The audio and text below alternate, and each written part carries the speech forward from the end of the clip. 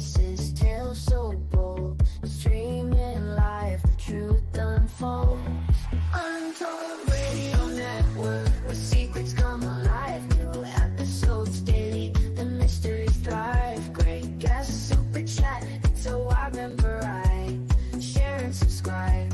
Join the side where truth can't hide. Aliens in the attic, UFOs in the sky, cryptids lurking, oh my, oh my. Ghosts in the hallway, whispering your name. The paranormal, the unexplained. Become a VIP, get the inside scoop. Unlock the mysteries, be part of the group. Live streaming stories, they're talking to you. Super chats buzzing, join the crew. Untold Radio Network, the secrets come alive. New episodes daily, the mysteries thrive. Great guests, super chat, it's a wild member. Share and subscribe, join the side where truth can hide. So if you've got the guts and you want to explore, tune into the Untold, it's what you're looking for. From aliens to ghosts and all that's unseen. Untold Radio Network, where the world's mysteries convene.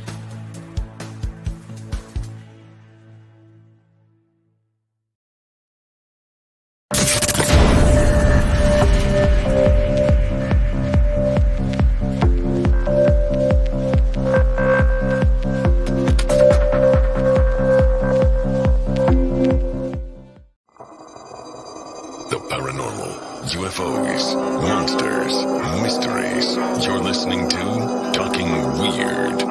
And now, from a cabin deep in the Northwoods, your host, Dr. Dean Bertram.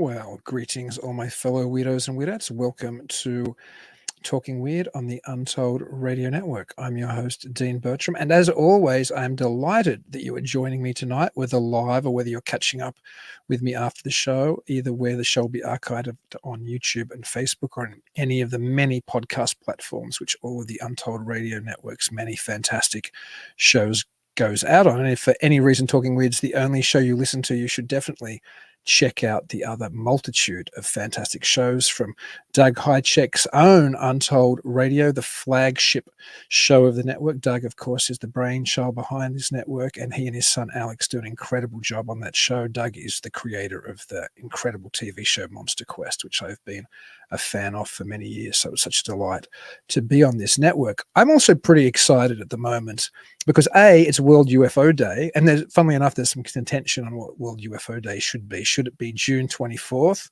when Kenneth Arnold first saw the flying saucers near Mount Rainier, or should it be July 2nd, when the UFO incident at Roswell supposedly happened? So there's a bit of a back and forth on what day it should be, but for whatever reason, it seems that July 2nd has become perhaps the more celebrated one. I certainly saw a lot more posts saying Happy UFO Day today, although I did see a lot about Arnold back on the 24th. And speaking of Roswell, which today kind of commemorates, it's the 77th anniversary of that incident, whatever happened there supposedly took place today. But the Roswell UFO Festival is, I think, already started, and the Roswell Daily Record's film festival, and the Roswell Daily Record is the newspaper which the Roswell story first dropped in before going out across all the news wires of the planet and becoming such a sensation for about 24 hours before the Army Air Force at the time just closed the whole story down and said it was just a weather balloon. But the film festival, which is screening this weekend,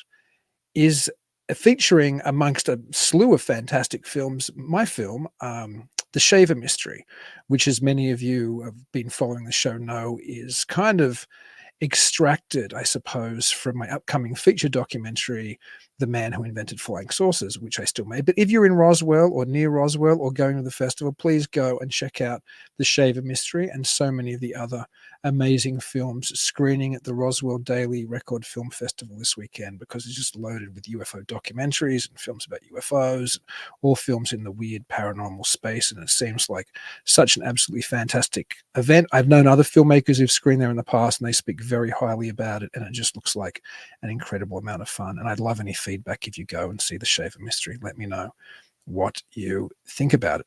Anyway, moving forward, I have one of my favorite all-time guests rejoining me tonight on the show. He's a veteran of the UFO research field and has teamed with such greats as Ted Phillips, Jacques Vallee, and Stanton Friedman in the past. He heads the Ted Phillips Marley Woods Research Center and has appeared on a number of high-profile shows, including UFO Witness and Coast to Coast AM.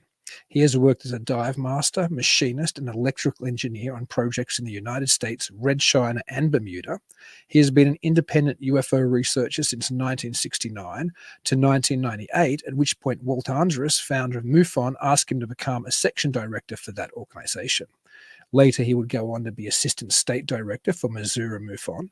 He then co-founded the MUFON dive team with Debbie Zieglmeyer and joined Ted Phillips as his assistant in 2006, and later became part of Ted's S.I.U. team.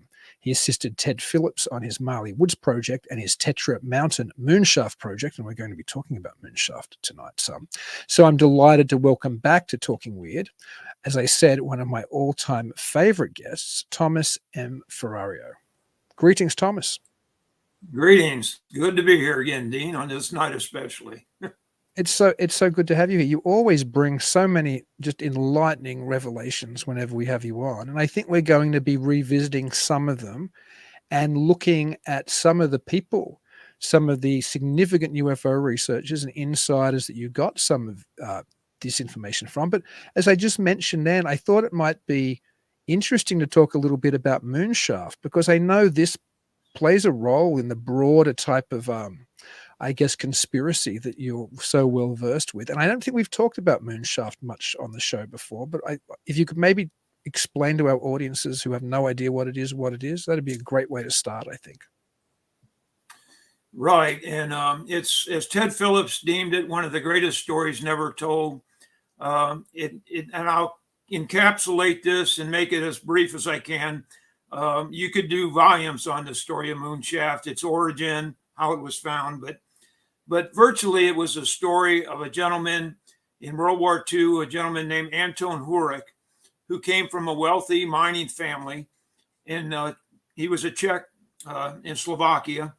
And his family had several mines, and his pedigree, Madame Curie, actually bought her first uranium from his parents. So that gives you a date, a little bit of the time frame. And this goes back. And in World War II, the Nazis went into his area, took possession of the family farm and mines. And in the process, Anton got out. He joined the underground, became a captain in the underground. And I just might add at this point that Anton had several degrees in the mining engineering. He spoke 3 languages.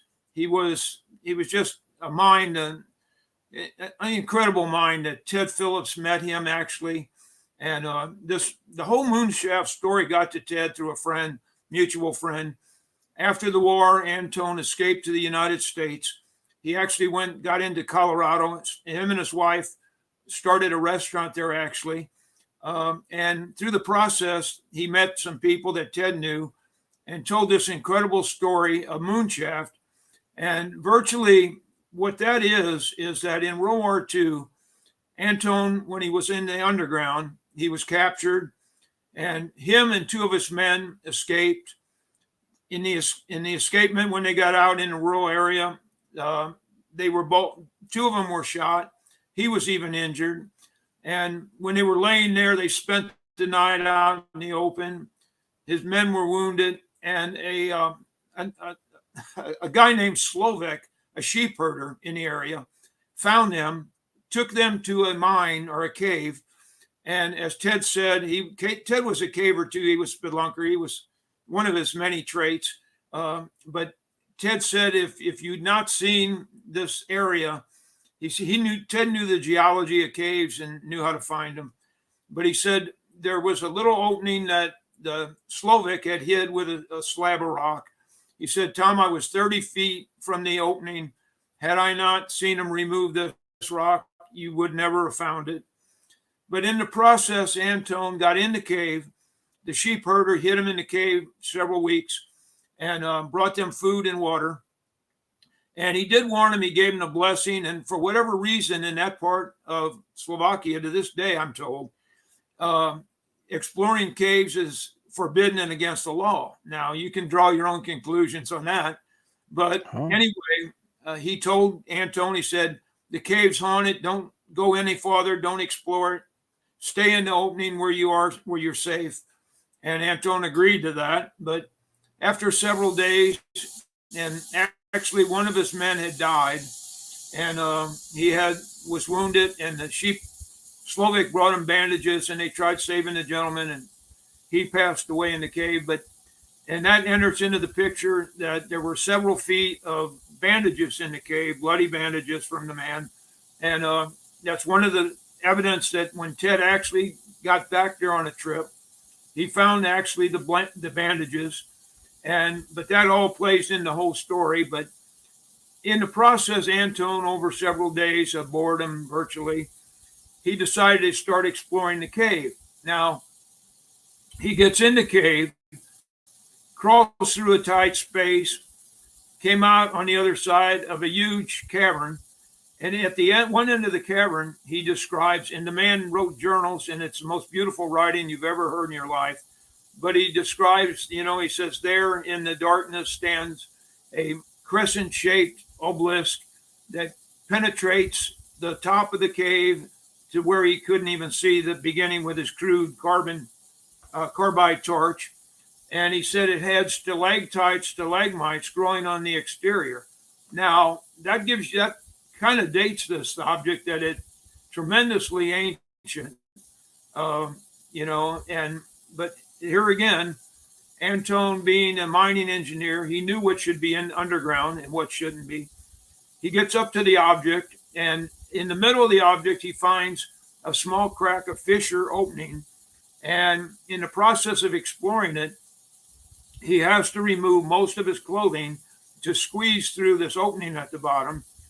When he gets into the object itself, he could see, with his crude carbide torch light, couldn't see the vertical extent, the end of this thing. And it was crescent shaped. And that's how it was nicknamed the MoonShaft, because it was like, he described it as a crescent moon. It was like black polished onyx. He took his military rifle, shot at it, made a blue spark, didn't make any damage. In the opening, he shot it one time, and he did manage to shoot off a little sliver, which he actually hid in the cave opening when he left. But in the process, going back there day after day, exploring this object, he dug away the silt in the bottom of this cave in this crescent object, what he describes as thousands of years of debris that had settled. He even came home. Actually, Ted had at one point, he found the fossilized remains, or actually cave bear teeth and fossil remains of a cave bear, which there again, the thing is tremendously old. And in the process of that, several days, he dug down in the debris, which was, I believe it was like 4.5 feet of debris, which there again, he figured out that this thing was, he estimated, and later he would go on to say that it was tremendously older than, he estimated it crudely at 10,000 years old or older.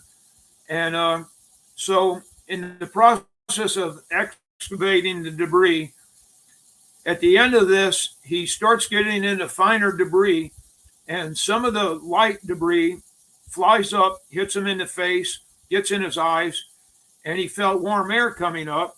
And when he cleared his eyes, he got down and he found what he describes as a 1-inch square, a grill made a 1-inch square wavy material like a heating vent or duct.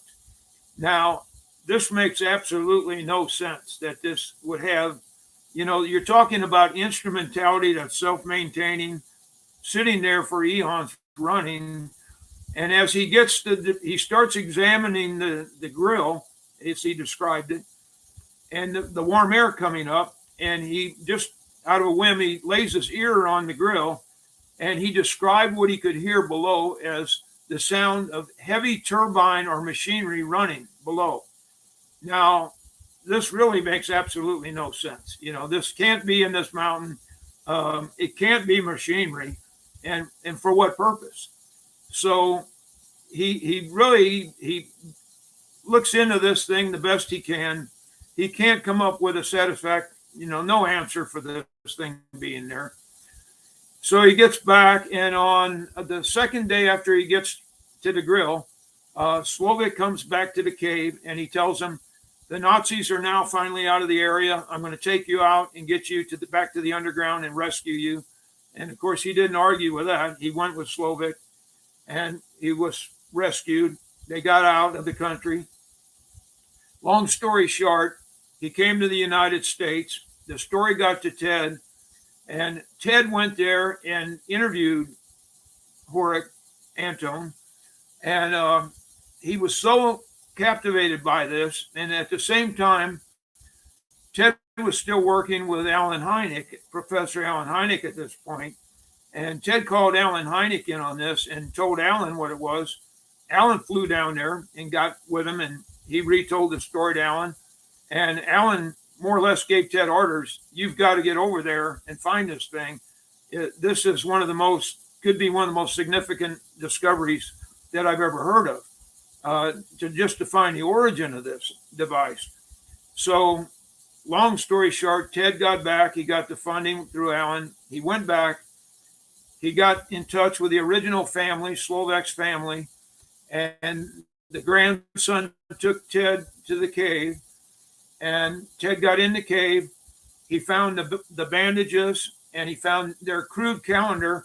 They had scratched their calendar, how many days they were in on the wall of the cave. And Ted found the calendar that Anton had described.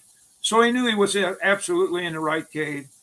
Ted started in with a grandson. And the only thing that really entered into this was in the process at the end of the war, there were so many escapees in that area that the Nazis carpet bombed this whole area for days. And they caused a collapse of part of the cave.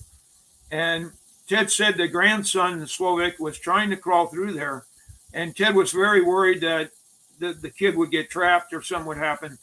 So Ted called him back. In the process, Ted he said, well, we'll be back. We'll get funding. So Ted, at that point, he came back. He knew, he was satisfied. He found the cave. They were going to get back because Ted knew it would take excavation. And through the years, a couple of years later, Ted got funding. And unfortunately, again, the second time Ted got back there, and this enters into the whole story of the MoonShaft, which even invented, this involves, even as crazy as it sounds, Adolf Hitler was made aware of this object, which the whole backstory of that is incredible, which I'm just releasing now. But the Russians were out in this part of the area. They knew of this object being out there, and they were searching for it. And somehow the word got to the Russians that Ted was in this area. And basically, the Russians got to Ted, and like Ted always says, they wanted him to, they said they'd help him excavate it. If he would bring them to the cave, they would pay for everything. They'd help him excavate it. And as Ted said in his own words, he said, yeah, they'd have helped Ted Phillips till they found it. And then that'd have been the end of Ted Phillips out there. Gosh. Because this is a remote area. And Ted virtually, he got out, he caught his plane, he got out of there.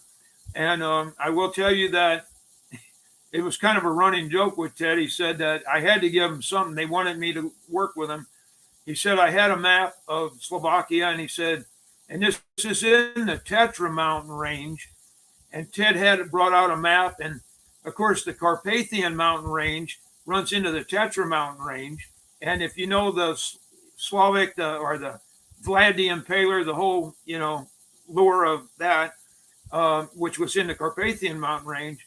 Ted said he got out his map and he marked and he said, I marked the worst terrain, the steepest mountain part of the Carpathian mountain range, where I said MoonShaft was. And he said, I could always picture the Russians falling to their death in the wrong mountain range looking for this object. But he got out of there that time. And then the geopolitical events took place and the Russians got in the area. They were fighting in that area. And so for many years, Ted couldn't try to get back to that. He did try to get back. There was another gentleman, a local gentleman in Branson, that was funding another trip. And I will tell you over the years, and this involves, even Jackie Gleason, and a lot of your viewers may know who that is. Some don't now, but Jackie Gleason was really interested in ufology. When he passed away, he gave a library to the University of Florida that they had to build on a wing, actually, to hold his collection. But he was very involved. Heine got to him and told him the whole story, and he was interested in funding the expedition. And over the years, I will tell you that even National Geographic wanted to work with Ted, but Ted didn't want to work with them at first because if you work with them, it becomes their property. So he didn't want to go that route. So he was actually, they were going to go back over with the funding. And of course, then the geopolitical climate, the Russians were in the area and it just was never safe to go back. And jump ahead years later, Ted and our S.I.U. team, we were going to go back there. And we had the funding from a couple gentlemen that I'm sure you'd be familiar with the names if I gave them right now.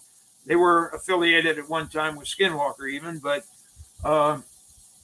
it became then again let's just say a property rights thing on the materials and everything. And we didn't get to go back there. And jump ahead to when we filmed with Ben Hansen. We were going to do something there and we had plans and we were going to go back and do the biography there of the whole MoonShaft story and then eventually go to try to get to this thing and excavate it. But what happens again? A war breaks out in the area and it's just there again, the geopolitical climate in the area right now is not one you want to walk into, believe me, because the Russians are all over that area now again. And so, it's not impossible, but we're still looking into avenues to get over there. And, but, what the story represents is you have, instrumentality that's self-maintaining, running, and again, for what purpose? Now, I'll jump forward to a gentleman that I just started doing research back with. I'm working with some people. He was one of my religious theologian mentors, a very great man, Reverend John Schroer. And that's him right there. Yeah, that's John. And a very rare picture, I might add, of John. He had such a diverse background. And through his work and time I spent with the man over the years, going back over his tapes, I will tell you that I do believe that John gave me a hint of the reason what MoonShaft, the technology, represents and what it truly is. And John, I will tell you that what you see there is a meeting we had with John in St. Louis, Missouri. It was a MUFON originated movie. Bruce Whitteman, the state director of MUFON. We had MUFON officials at this meeting, and that's Bruce Whitteman right there holding some documents that we got through the work, and I will tell you, of another great gentleman that was a MUFON. He was a tenacious pit bull and researcher, and guy's name, it was Bob Soderbergh. Now, that's Bob right there with the document. And I might add a very rare picture of Bob. And he was a researcher that got into materials and documentation that I will just say that I can't go into it very much, but let's just say it led to his demise, and it went into, he suffered, it was claimed to be a suicide, but we all know it wasn't. And, but I'll let it go at that right now. But that's some of the nature. But John was there, and I will tell you that John Schroer was a man ahead of his time. He was a reverend that his whole history goes back. He had 58 years in the ministry. He was a prophetic minister, and he spent more time through the 58 years as a minister and researcher. And John was also an abductee, I will tell you, as a child, and had several UFO experiences. And Wow. he had them with the good ETs, or let's say interdimensional beings. And he had later on in years with the not so good interdimensional beings. Now, this led John to the point where he came from a very religious family. And from his abduction experience, his first one as a young child, and this gets into a very well documented, and I will tell you, at the MUFON meetings, that was my job. I did take, at that time, it was high 8 video with the little cameras, and that was what we used. And I'm just going over those tapes now, and we're working with some people wanting to do a documentary about John's life. But Great. He was an abductee. As a young boy, he was abducted. He actually woke up one night, and he felt himself. He described a feeling almost like he was melting. And he said, I felt myself going out through his bedroom window. He said, I don't mean an open window. He said, I could feel myself passing through the glass in the window and the wall. He said, as I got outside the house, I looked back, and he said, I described the roof of the house. And he said, he even to the point where he described some missing shingles on the roof. Now, the next day, he describes his whole experience in that abduction, which goes into volumes. But he was given certain facts and memories. He came forward later, and I'll go into that. But the next morning, when he was put back in his bed, of course, as so often happens, he wakes up. His mom called him down for breakfast, and he goes down. And this is where he says, at times you want to be careful what you share with adults because they don't always believe you. And he said he shared with his parents, being a religious family, they didn't know what to think at the time. But he described the whole event. And his father told him, he said, you have a very active imagination, John, And John said, now, I'm just describing what happened to me. It's not an imagination. Well, in subsequent, about a week later, his father got thinking more and more about this story. And his father went and got a ladder and put it up on the house. And sure enough, only by means of getting up on the roof of the ladder, he's seen the missing shingles just as John had described on the roof, which documented that it was a memory, not imagination. So, and that's only one of the things that verifies John's story through the years. So I will tell you that John had a memory and an intellect. He spoke he was one of the greatest theologians I know. The man spoke Koine Greek, Aramaic, ancient Hebrew, and he was just a fountain of knowledge, biblical knowledge. And I will tell you that, years later, he went on in St. Louis, Missouri, where he was a minister. And this is the part that is really unbelievable. He connected through other engineers that were, a couple of them he was their minister. And they got speaking about things, and John shared things with him. And he ended up going to McDonnell Douglas Aircraft and meeting with James McDonnell. That's James McDonnell there, aircraft. And he had several meetings with him. And he so impressed him that James McDonald asked him, at that time, he had heard so much biblically about things like Ezekiel's wheel and different things in the Bible, and of course, the bronze disc that went from here to there, and saucer. That's actually that is, and John was actually a wonderful artist above all this. And that's one of his sketches of what he remembered seeing, what they showed him, the craft looked like, Ezekiel's wheel, the wheel within a wheel. And John, after sharing this with James McDonald, he brought him in and started speaking with Reverend John about his memories as a child. Now, John was given certain memories and shown things that he remembered in full detail, and he drew images of as a child. And this goes into very technical things. I will tell you that it so impressed James McDonald that he had John give several lectures to the engineers at McDonnell Douglas that was doing research on higher technology. So, and John was not an engineer by trade or never went to formal engineering school or anything of that technical background.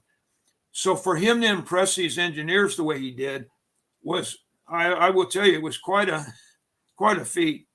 And in some instances, I will tell you that John went into laser technologies, things, and he didn't even know as a child what to call these things, but it was light amplification. He went in and described to him, and he drew things that he's seen, which turned out to be laser technology. He got into propulsion energies and actually fusion. He drew, in one instance, now, this is really, when John told me this, and he spoke at the meeting about this, I have this on film, John speaking about this. In one instance, he drew out what he's seen in his childhood memory, and it turned out to be a crude, he thought crude, and he spoke with the engineers at that time, and they didn't understand it at first till they brought in a specialist, but it turned out to be a drawing and an idea for a fusion reactor. Now, one of the gentlemen, this is really what blew my mind. John said one of the gentlemen in this meeting actually was from the Air Force and was working on advanced fusion reactors and nuclear rockets. And John said, the gentleman from the Air Force walked over, said, "Let me see that drawing you have there, John." And John gave his drawing, I might add. And the gentleman looked at it, shook his head, nodded a couple times, folded it up real neatly and put it back in his pocket and said, "I can't give this back to you, John." He said, "It's classified material." So John said, "Well, it's my drawing." And he said, the Air Force gentleman looked and grinned at him. He said, "It's still classified material." And he took it from John. So that gives you a window in to what John was capable of bringing forth with his memory. And it goes on and on from there, things he shared with these engineers. So I will tell you, this falls in line with other, and I will verify this, that through other people I know. I've known other engineers. Two of them, I might add, John Schroer, the founder of MUFON, was an engineer, for McDonnell Douglas. And so was Walt Andrus, the founders of the Mutual UFO Network. So John met them through McDonnell Douglas and became close friends with them. So I do know that John is who he says he is, and what he says he's done. Now, this comes into play. Other things John shared with me that he was told, and it goes into the false flag. The whole scenario there I cover about the false flag. So, Dean, if there's any questions you have for me now, I'll be glad to answer. Sure. When we're going to get into the false flag more, because that's obviously, we'll probably spend most of the next half of the show talking about it. But just to rewind a little bit, I've been to the Carpathians. It's crazy territory. It's like so wild. The mountains are insane. I can imagine the difficulty of trying to do any type of archaeological or, geographical study in that part of the world. But you mentioned before a little bit that the Nazis were interested, or the Nazis were involved. Can you talk any more about Nazi involvement there? Yeah, I With will. MoonShaft? I just started releasing this, and we're trying to do, like I said with Ben, we're trying to get back over there. But what I will tell you is that Ted had always heard about the Nazi involvement. That was a rumor, and he wasn't sure about that angle. And he wanted to get to. He's a nuts and bolts man. He was, and he wanted to get to this object, and he'd always heard this. And one trip over there, actually the first trip he got over there, he went in the nearest small town, and he went in the hotel there, the lodge, where he was going to stay till Slovak's family came, the grandson came and got him.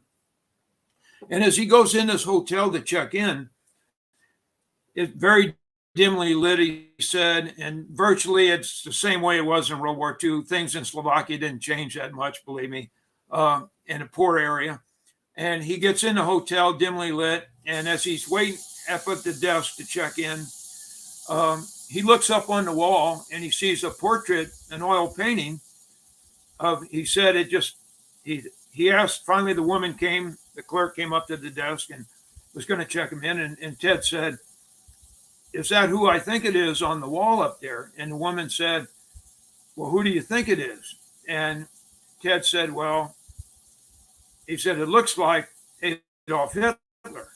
Gosh. And Ted said the reason it wasn't obvious at first, because he was in mountain going attire, even, with the cap and everything. And it wasn't the way he portrayed, ever seen Adolf Hitler portrayed at all.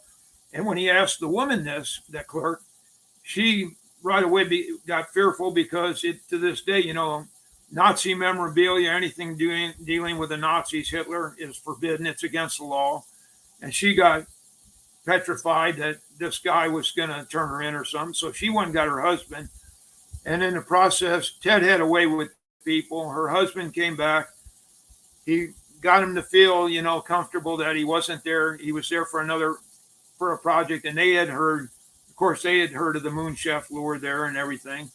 And when they got comfortable with Ted and they knew he wasn't going to turn them in or anything, they both acknowledged that, yes, that was Adolf Hitler before the war, and during the first part of the war, Adolf Hitler had been there. He had made several trips there. And the reason that he was, actually the people in the village found a relationship with him, because he brought in a process a lot of wealth and money into the village, doing what he was doing, which was searching actually for the MoonShaft artifact. Now, that lent authenticity to the stories that Ted heard. That there again, it's like the Indiana Jones story, where Hitler had the spelunkers and the cavers, and archaeologists were out looking for things, which they really were. That's factual. And they had teams of engineers in this area, and looking in this area for different machinery and technologies that a lot of the locals didn't understand. Some did. So that part of the story, Ted can authenticate. He found out that there is some basis to this whole legend. And that gets into the whole story. I will tell you the story of how Adolf Hitler became aware of this is one of the greatest stories. Again, I will tell you that Anton Horek, and I'll just give you a brief synopsis of this. It's a lot. I'm going to try to do it justice, but we don't have enough time tonight to tell the whole thing. But basically, when Anton went back after the war, he did meet up with a family, and they got back to the cave. He found his cave he was in. And of course, there again, it was was caved in. He couldn't get back to the object, which broke his heart. He wanted to get back there. And but in the process, he came back and he got out, and he went to the same town, the same place that Ted stayed. He stayed there. And in the process, when he was in this area, two gentlemen came that had heard he was in the area, had heard who he was after the war, and they presented to him themselves, and they gave some documentation. They were who they said they were, and they were actually two ex-Nazis that had an incredible story to tell Anton that he couldn't believe, but they proved to him they were who they said they were. And a very short version of that story is they told Anton that first part of the war, they were in the right place with Adolf Hitler, and his residence, I will tell you, was one of the most secure places at that time on Earth. And actually, it's the story they told Anton went something like this, that one evening, Adolf Hitler goes back to his private residence where he had his office. He goes in his residence, he opens the door, walks in, and he sees a figure standing behind his desk.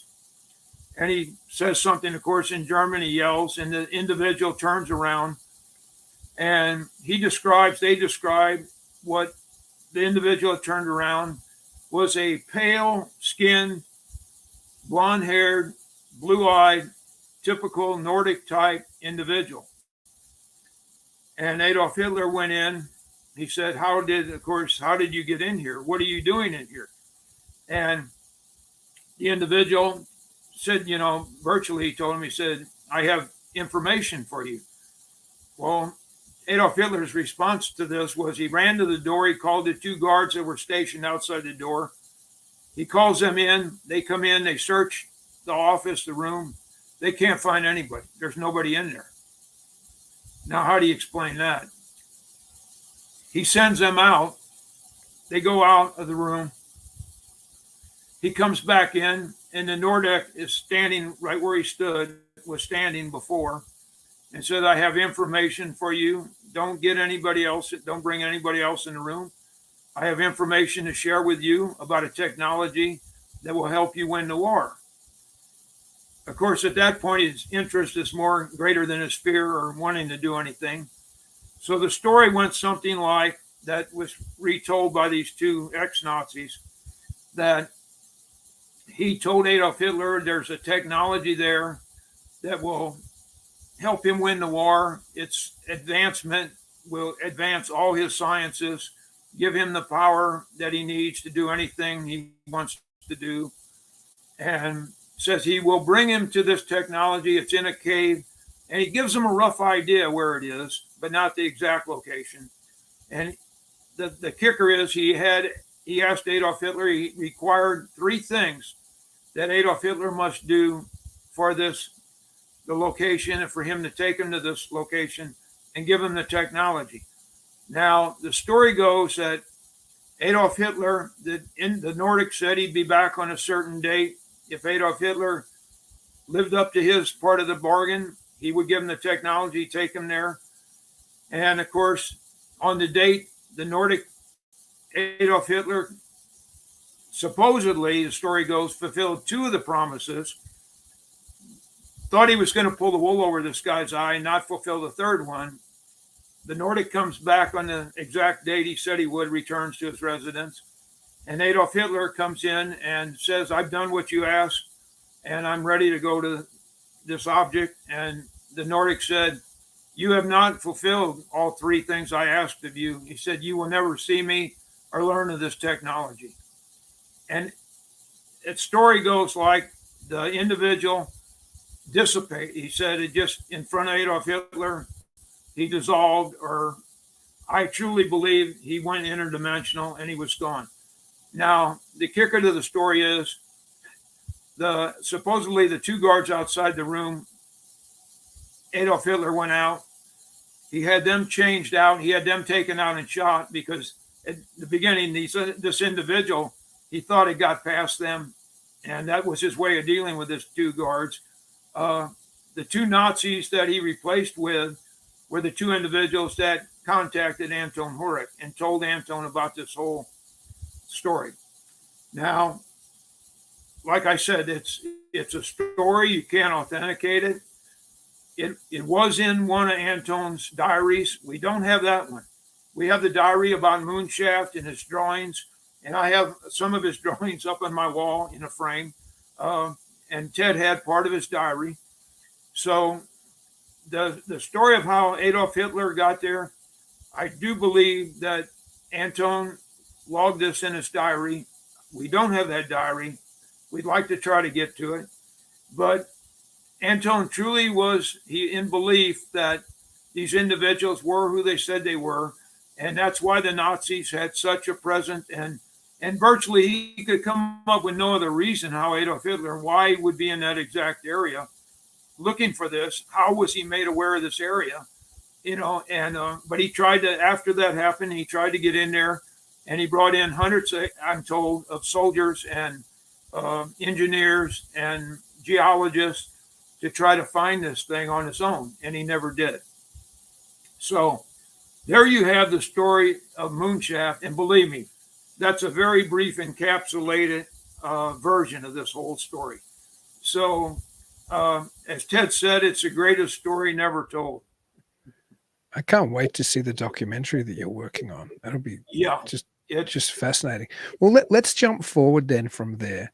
Let's look at today and talk of this ever present potential of UFO disclosure, and let's move a little bit to the type of false flag scenario that you've mentioned before.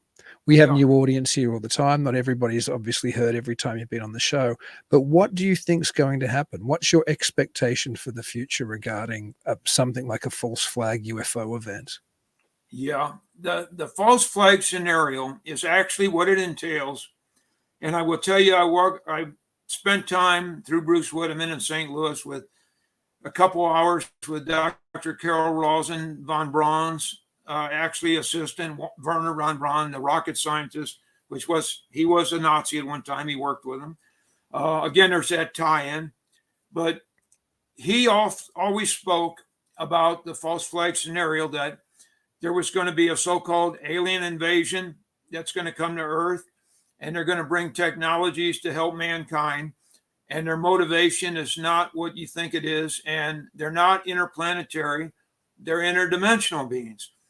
Now, that was one of my sources through this. And then I will tell you, through the years, I have been privileged through Bruce Whitteman. Again, I've met theologians and, of course, Reverend John Schroer that I met and became close friends with, and other individuals. Another Franciscan priest who I used to give his name. His family asked for now that I don't use their family name, his name, and I respect that. But he was a Franciscan priest that studied and actually worked in the Vatican, deciphered documents there. And through the process, I will tell you, speaking with Dr. Carol Rosen and other theologians about the false flag scenario, that virtually what that is when there's going to become an event that mankind will be brought to its knees. And when mankind is at its lowest point, now this could be a nuclear disaster. I truly believe in our case, in our situation right now with terrorism, there's terrorism warnings now. Our bases in Europe are on high alert. I think in our own nation, now we're at the mercy of terrorists that have gotten across the border. And I'm not speaking political at all, believe me, but it's a reality we all live in now. I worry every night about our power grid going down. And let me tell you, if our power grid goes down, the government's own figures are in 1 year, 2/3 of the population are dead because if we don't bring it back up. And of course, where do we buy our biggest transformers? Everything, switching gears, supplied by China. So there we're in a situation that may not be good. But I do believe that when we're at our lowest point, that's when, and I will tell you that through people I've known and connections Ted had, even with Alan Hynek, that I do believe behind the scenes, there's been a population of dimensional beings working in our scientific realm, our laboratories. And I do believe in the false flag event, they're actually going to come in structured craft when we're at our lowest and we don't have energy or power or nuclear disaster or all the above. And I will tell you, from watching news feeds every day the way I do, I don't think, unfortunately, I have grandchildren, and it hurts me to say this, but I don't think we're too far from that event. But they're going to come, and they're going to have all the answers. They're going to have the technology. They're going to do, I believe, a structured craft landing in Washington, D.C., which has been portrayed in movies before. And I believe they're going to come with free energy, ways to increase food production, free energy, defense mechanisms for all the countries to be able to defend themselves without harming anybody, and medical technologies, breakthroughs to save mankind. And overall, they'll get all the population, and not just the United States, but of Earth, to look at them as gods. And that's not far from their motivation, I will tell you. And their end goal is, I truly believe, is to enslave mankind and for us to look upon them as gods. And I will tell you that Rod Serling, there again, one of the connections I had with a friend of his, had told me that, he made a very great movie called It Has Begun. And I urge everybody to see that movie. But he was promised with the government, as so many times through the years, even Walt Disney was promised footage of a landing and information. He started a movie, and they backed out. They backed out with Rod Serling. That movie, when he started, It Has Begun, he was promised their participation, bringing actual footage of a landing and instrumentation showing that they brought forward. He started the movie. They backed out. He went ahead with the movie, and it was one of the best documentaries with hard facts I've ever seen in its day, and even to this day. And as a stick in his thumb in the government's eye, he filmed on his show, The Twilight Zone. He filmed an episode you might remember called Disturb Man. So great. And what that entails is exactly the false flag scenario. The aliens come, they bring increased technology, they give it to mankind, they want to help mankind, and they start a two-way, they start bringing earthlings to their planet. And at the last scene in the movie, they taunted around a big book called Disturb Man. And finally, the one scientist assistant comes running up as the scientist is going on the ship, to the planet for a holiday. She said, "We deciphered Disturb Man as a cookbook." Now, I don't propose for a minute that that's their motivation, but it's not far from that. It's our best intentions is not what they have in mind, believe me. And I have got this from people I've worked with. I will tell you, from theologians and from people in the business, I will tell you that I've got, in my mind, I believe this is the scenario that's going to happen, and I don't believe we're far from that. And I will tell you that the Reverend John Schroer also virtually told this word for word, what I had learned. He backed that up with different events. And I will tell you that I went in with John, and I had a question with John, and John knew about MoonShaft too. Ted Phillips was a friend of John's, I might add. And Ted always wondered, everybody wondered what this technology, this advanced technology could possibly be.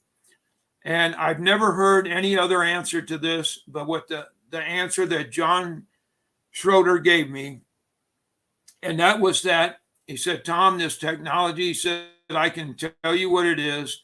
It's biblical." And I said, "Well, John, how can this be biblical, this technology in the earth?" And John explained to me, and I had heard this too before from other theologians, that the MoonShaft represents a technology that in the end times, that this is actually a mechanism that, and it gets into the whole realm of the fallen angels that came to earth and enslaved man, and the Nephilim, and that part of the fallen angels were sent into the earth to the end times. They were locked in the bottomless pit in the earth in an underground society there. And biblically, there's places in the Bible that explain there are ways and devices that in the end times, they're going to communicate with the surface world, and they're going to use these devices to return to the surface world. Now, John explained to me that he truly believed that this device was actually one of this technology was an end times device to do this exactly what the biblical account of this is, that they were going to use this to communicate and return to the surface world. Now, the interesting thing about this was that Ted Phillips became aware of several of these devices. There were 2 more in Europe, and there were actually a couple in the United States. And Ted was made aware of one actually in Pennsylvania through, again, he got a note from Anton Horak, had heard through some people and contacts. There was a family in Pennsylvania that had a small coal mine that now this makes no sense again, that they had found one of these devices as they were mining coal embedded in coal. Now, that makes no sense. How can you find something embedded in coal like that? Geographically and the time span that you're speaking about something that just doesn't make sense. But even the Nordic accounts of these things, that they came from the sky and they embedded themselves and actually melted through the mountain and through time. And there are ancient woodcut drawings of some of this in Slovakia, of this actual object. Supposedly, every week it would be a little deeper and deeper and would actually embed itself into the ground, into this mountain. Now, supposedly that's the way it did in this coal mine. Now, the thing about the coal mine was, though, when Ted went exploring and had some contacts from Anton, here again, the government comes into play. The government had approached, they found out about this. The family turned this in, of course, to the state archaeological society and they wanted to know what this was. They reached out and the government moved in. They made the family a tremendously wealthy offer to buy their property. The family sold it, and the government locked this facility down. They took possession of the whole property and area, and that was the end of that one. So there were 2 others in the United States, and Ted never did find the location of them. And when Ted was overseas, he had limited funds. And of course, he went with the one, he knew where the location was. So he didn't have the time or the funds to go exploring, looking for the other 2 in Europe. But I've got people have told me that there are areas even in Egypt. I will tell you and you can look this up. You may have heard there's areas in Egypt now that they call it Egypt's Area 51, where the government, years ago, they actually took pictures of this area, but the Egyptian government took possession of these areas. They claim they found some technology and nobody goes near these areas. They locked it down. And there's some ancient photos from the 1900s, early 1900s of this area, which shows some really strange sarcophagus and different types of structures there that are really, they're not really Egyptian, but they're tremendously old. But so anyway, there's some areas in Egypt now that I've been made aware of that they think that this may be this technology again. So I truly believe that these things are all over the world, So wow. There you have you put 2 and 2 together, and when you get, like Ted always said, the scientific process is if you authenticate something 2 ways, it's good. If you authenticate it 3 ways, you go with it. And, I have I will tell you, I've verified this more than 3 sources. And I truly believe with all my heart that the false flag scenario I speak of is not that far from happening, and it's factual and it's going to happen. And our government knows about it. They're working with these individuals. I will tell you behind the scenes, I believe they're working with interdimensional beings that are there, pulling the strings behind the scene.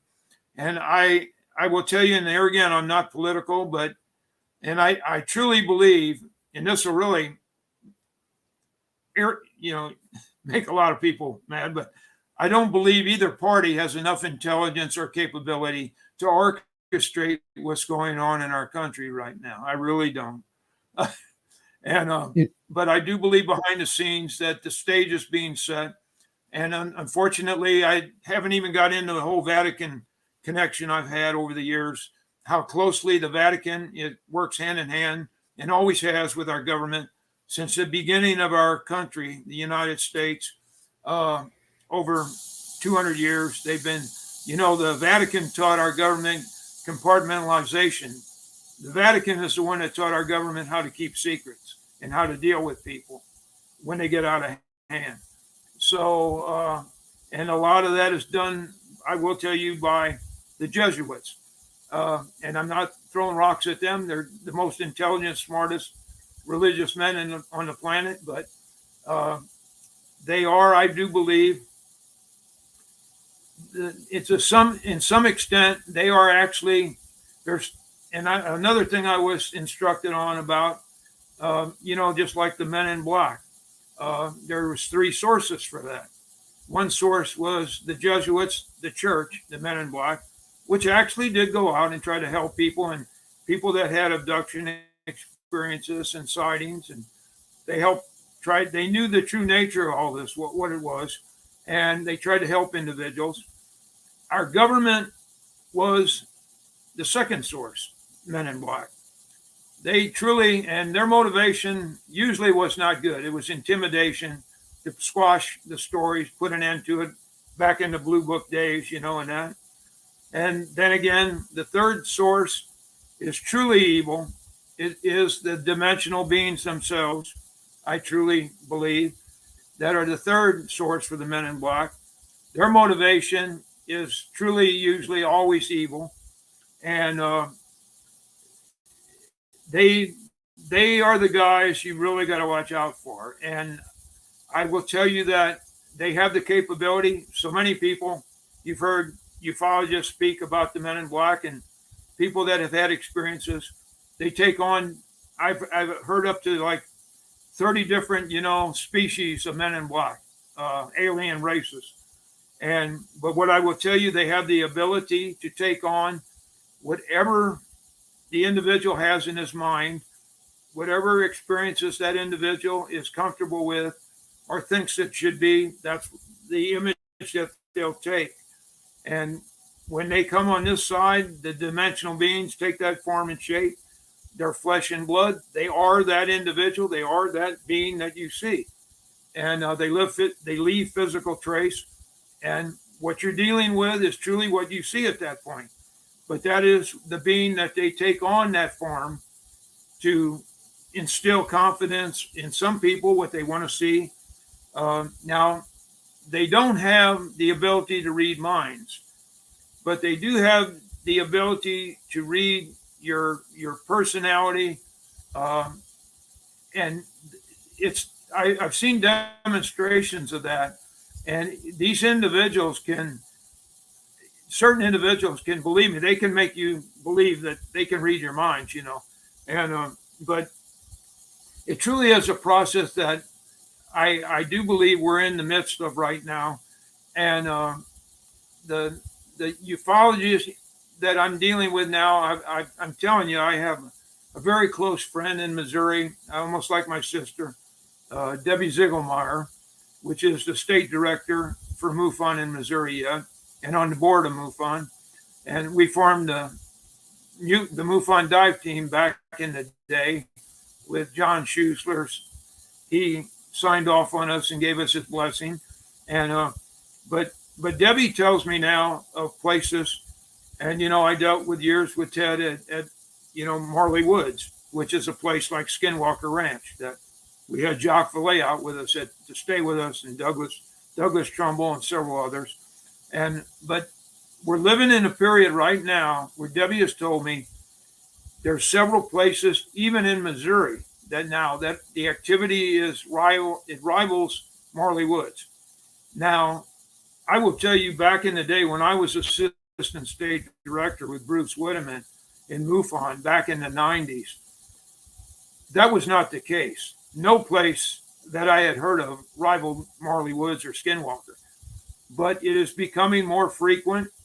The activities are very similar to Marley Woods and Skinwalker, and there's a lot more areas that are developing in high strangeness. And of course, biblically, that's foretold that that's going to happen. When the interdimensional boundaries are weakened, you're going to see a lot more of this. And so that's just a little window into the false flag scenario I speak about and what's going on. And, I always warn people that the thing about it is, and people always say, well, what can I do about it? If this is this preordained and, this strong an influence. And I always tell people that, well, be aware of what's going on around you. Don't believe anybody. Don't believe me. Do your own research. But just know that we're on this side of the dimensional boundary. I do believe biblically we were given the authority on this side. What comes across doesn't have the authority to be here unless you give it the authority. Now, that being said, that can be done by simple things. A seance, a Ouija board. Ghost hunters get out there and they call upon this stuff to come forward. By doing that, you're giving this stuff the authority to be here, and people don't realize that. So always be careful for what you wish for and what you ask for, because in with asking for it, you're bringing something through this interdimensional boundary you may not be prepared for, and it is real and it is physical when it's on this side. So I always tell people, you have control over this and authority over this, but you also have the ability to give that away. So but like I tell people, that when this all starts going down, question everything, question everybody, don't believe anything at face value. And it's hard to live in that world, I know, but I truly believe that we're going to reach that point and that's one of my purposes, to try to make people aware of this, and believe me, my mentors over the years, I always dealt with them and I thought, God, I'm sure glad I'm not them. I wouldn't ever want to have to be part of that. I couldn't do it. And I'm a very poor substitute for them, believe me. But so many of them are gone now. People I dealt with, my mentors, Ted Phillips, Bruce Whitteman, Reverend John Schroer, Bob Soderbergh and others. And I could go on and on. Some met untimely demise. And it's fell upon me, and I just feel I'm obligated to share what I believe, in my heart, and what I know to be from more than three sources. And what I will tell you, that even people like Ted Phillips was like me in the beginning, nuts and bolts man, and we didn't want to go into this realm at all. And I feel sorry when I first started taking UFO cases. Believe me, if somebody would bring in the paranormal or Bigfoot sightings, I apologize to them for the way I used to act with them. But ufology and the paranormal and cryptids, it's all one and the same, believe me, and it's so much more intertwined than most people have an idea. But anyway, Dean, that's my story, and I'm sticking to it. So.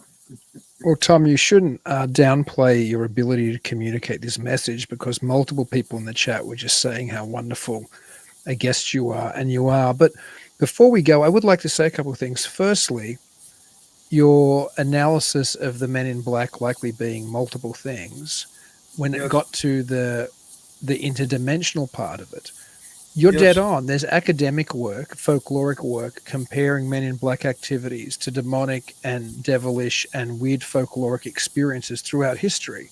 So there's literally academic work which says Men in Black appearances are very similar to things that we've seen before there were any US government intelligence agencies shutting anybody down. And no doubt that's part of the Men in Black mystery as well, as you said.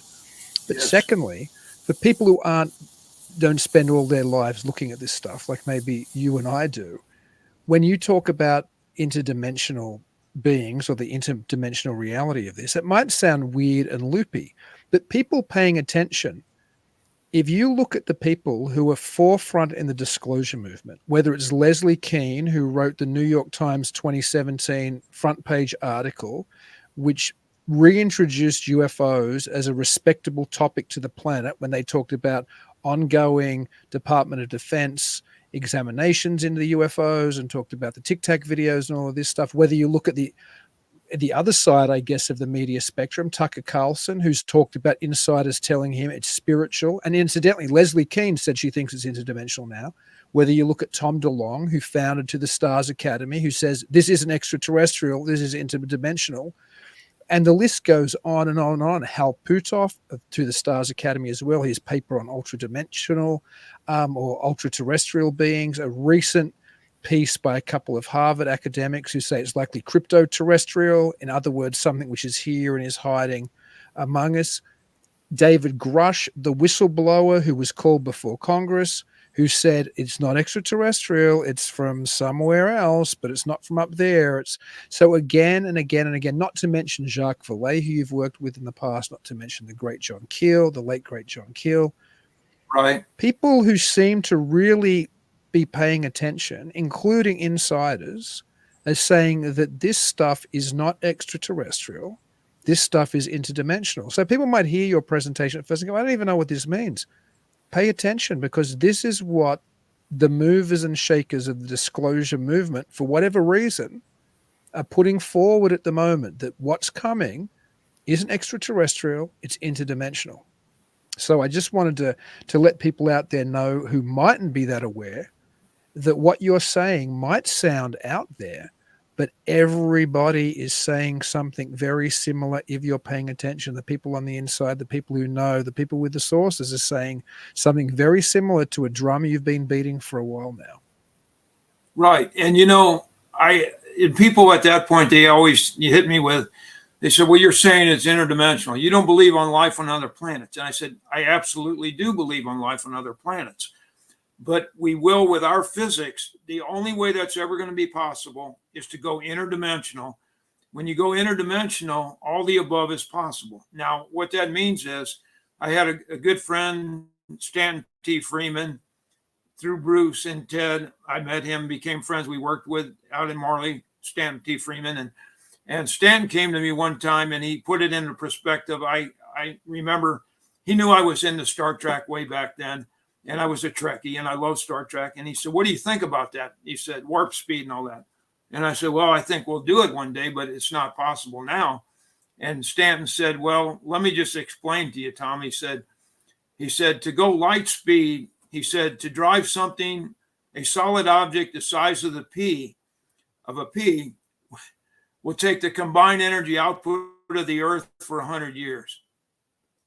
Now, do you really think it's capable or makes sense that we're going to create a starship to do that? And I'm not going to argue with a nuclear physicist at that point, you know. But it put my mind into perspective that in a realm I wouldn't have been in. It made me more receptive. But as so many people in that, way above my pay grade, you know, when you go interdimensional, all the above, your distance, you're traveling in that, and you're dealing with another law of physics on that side dimensionally. And you're capable of doing all this in a much less, let's just say, not as crude a way as we do it here, burning dinosaurs, rockets, and things like that. You know, now, and nuclear rockets is about the best we got. And we may go into ion drive and all this, but even that is far from what it's required to go, you know, light speed and to drive things of any mass. So I absolutely do believe there's life on other planets, but we don't have the capability on this side of the dimensional boundary to do that. And I do believe we were put on this side for the purpose why we shouldn't call it the prime directive, whatever you want to call it. I do believe we purposely were put on this side so we wouldn't be interfered with and wouldn't interfere with other civilizations and planets, and call it like Stanton used to call it, the cosmic kindergarten we're on. So, and quite frankly, I don't believe individual human intellect right now is capable of comprehending or interacting with a higher species. So, but I do believe that that's what it's all about, and that's where we stand right now, But, and the other question, just briefly, I always had working with these people. One of the questions I had was, I said, well, if this technology, the interdimensional technology, is so great, and they have that capability, and they come across the dimensional boundary, how come they crash so many of their craft? And I had it explained to me I was a child, and they said, well, you got to look at it from the viewpoint, Tom. One thing, they don't have the authority to be here. In some cases, the intellect that uses this technology doesn't have the authority to be here, or they're not supposed to actually be doing what they're doing. And they don't have the capabilities, the skill sets to run some of these the way they should. And what always happens to a juvenile if he steals a car most of the time? They're running from something, which these individuals, they are, and they usually crash the car and have a wreck. And, I had it explained to me in those terms, and that's the only thing that I have ever heard that can answer that question to me in a way that I think is plausible. I mean, why else would this technology capabilities be crashing here? I don't believe it's because we hit it with one of our, in 47, we hit it with a high-powered radar that they had no idea what it was, or a thunderstorm, or, those explanations just never sat well with me. And the only answer I ever got from people way above my pay grade was that the individuals didn't have the authority to be here. They were running when they crossed the boundary. They were being chased. They didn't have the skill sets, and they crashed the craft. And so that being said, that was one of my biggest questions I had with these people, So. Well, Tom, you were an amazing guest, as you always are. I always get so excited when I have you on the show because I can just listen to you go into these fascinating rabbit holes that so few other people ever talk about. And I always suspect you are, I don't know who's actually has the truth, but when I listen to you, I always think there's elements of it which are so close to the truth that I can almost taste it. So thank you so much for coming on the show. But before I thank you for being here, you should maybe let people know, how do they get a hold of you, or how do they keep track of what you're doing? Where do they go to see what you're up to? Yeah, I have a YouTube channel. I have like 30 some free little movies there I've made about myself, my background. Marley Woods, you can actually see some images of a live portal on there. You can see some sequential light balls popping up in the Northern Lights, mystery lights there. You can see Ted Phillips' background in history and the history of Marley Woods. And I have an interview of Jacques Vallee speaking about his most incredible experience at Marley Woods. I did an interview with Jacques, and him speaking about that, and on and on. Or you can go to just my Facebook page, and I have the Marley Woods Ted Phillips research page. You can go on there, become a member, and anything going on currently in Marley Woods, I post on there. And so you can do those three things. And I post on I usually make a little movie my news network there of what new information that is given to me by certain people that I have yet. And you can find out what's going on about me and Marley Woods and what's happening that way. Well, thank you so much for coming on the show, Tom. I'm looking forward to having you on again sometime in the not too distant future. You're such a great guest. Well, thank you, Dean. It was my absolute pleasure. Until I get to talk to you again, Tom, until I get to talk to everybody else out there. Firstly, happy UFO Day. Perfect day to have Tom on. And until I do talk to you next, keep it weird.